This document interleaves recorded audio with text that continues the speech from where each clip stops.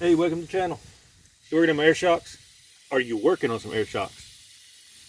Instead of pushing them up before, use air line here.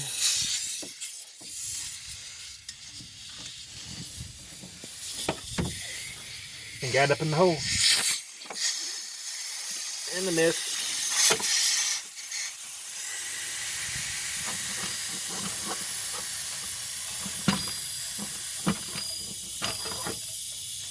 Try that again.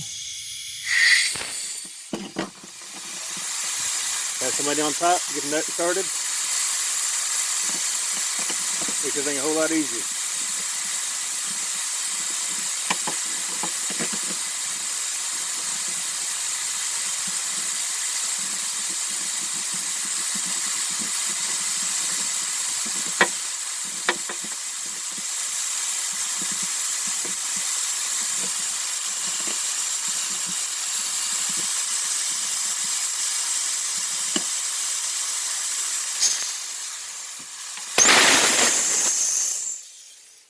Quick tip for today.